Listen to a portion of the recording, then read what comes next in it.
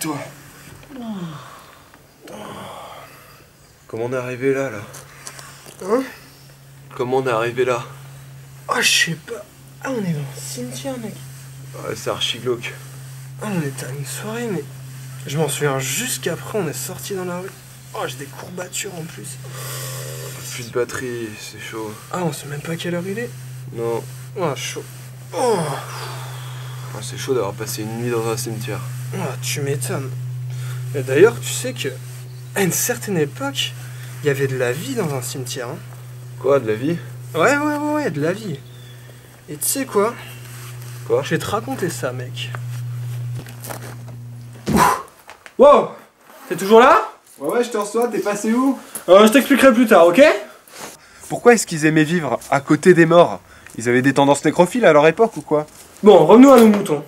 Entre le 7 et le 12e siècle, les populations, que ce soit dans les villes et dans les campagnes, se sont établies près des dépouilles de leurs défunts. Tu sais que cette présence de restes humains, de cadavres dans les lieux habités, forme à cette époque alors une nouveauté dans les rites funéraires. Ces zones de sépulture collective, elles prennent alors le nom de cimetières, et leur apparence ressemblait assez à la nôtre, comme tu peux le voir. Ce sont en plus des terrains plus ou moins grands, où reposait de manière indifférenciée le corps des morts. Ouais, on s'en doute, on sait ce que c'est un cimetière. Mais tu peux nous en dire un petit peu plus? Oui, mais faut que tu saches que la terre était régulièrement labourée, et les ossements étaient retirés pour laisser place à de nouveaux cadavres qui reposaient à leur tour dans l'espace funéraire. Ah, c'est pas si joli que ça finalement. Et toi qui sais tout, tu peux nous dire ce que ça veut dire? Cimetière? Bonne question, l'acrobate, et je vais essayer de te donner une petite réponse. C'était au XIe siècle. Un clerc grammairien d'Italie, nommé Papias, redonne alors une nouvelle étymologie au mot latin cimetherium, qui servait à l'époque à désigner des lieux funéraires comme des mausolées, des tombes saintes. Bon, en gros, c'est l'idée du repos dans la mort en fait, hein. Par contre, te connaissant, est-ce que tu vas pas nous donner les termes grecs pour étaler ta culture? Effectivement, mon cher, ce terme vient du grec koimeterion, qui signifie dortoir. Eh, tu regardais depuis tout ce temps là? D'ailleurs, tu nous as pas donné ta nouvelle étymologie de ton clerc tapas, c'est ça, hein? Papias, pas tapas. Bref, pour Papias, le mot cimetherium se divise en deux. Sinis, qui signifie la cendre, et therium pour la terre. Et au XIIe siècle, il y a une idée selon laquelle les cadavres se consumaient pour se transformer en cendres dans les cimetières.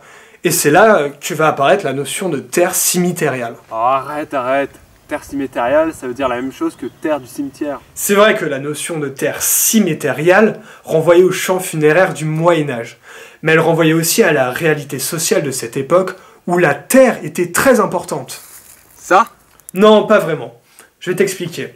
Le pouvoir des dominants, comme celui des clercs, des laïcs ou des seigneurs, reposait sur le contrôle de la terre et des hommes qui y demeuraient. Ah, on en revient toujours au pouvoir, ça m'exaspère.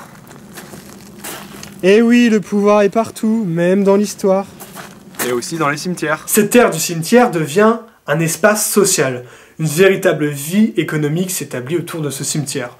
On trouve par exemple des habitations, des ateliers de poterie, des assemblées de justice, et même des bouchers, tu vois. Ah ouais, c'est sûr, hein. Ça devait être cool de vendre de la viande fraîche à proximité de cadavres. On trouvait également des marchés, des foires, des spectacles, des jeux et même des divertissements. Ah ouais, ils avaient une ambiance sacrément folle dans leur cimetière. Ouais, si tu veux, le champ funéraire, c'était en quelque sorte un lieu de rencontre, de sociabilité pour la population. Et les cimetières, ils exerçaient donc une forte attraction sur les hommes. En fait, c'est un peu comme l'attraction qu'exerce Internet sur nous, quoi. Ouais, c'est à peu près ça. Et si les vivants vivaient sur l'endroit du cimetière, c'est bien qu'ils souhaitaient la présence des morts. Car en plus, il y avait leurs ancêtres. Et leurs ancêtres, en résumé, c'était une sorte d'autorité. Hein. Ils pensaient que leurs ancêtres enterrés présidaient leurs marchés, leurs assemblées, etc. Pour conclure, les cimetières sont devenus, comme les églises, des lieux sacrés. Et finalement, c'est pas les tombes qui sont devenues sacrées, mais c'est bien l'ensemble des vivants et des morts rassemblés sur une même terre, et le tout organisé par les clercs. Et alors toi, qu'est-ce que t'en penses maintenant du cimetière ?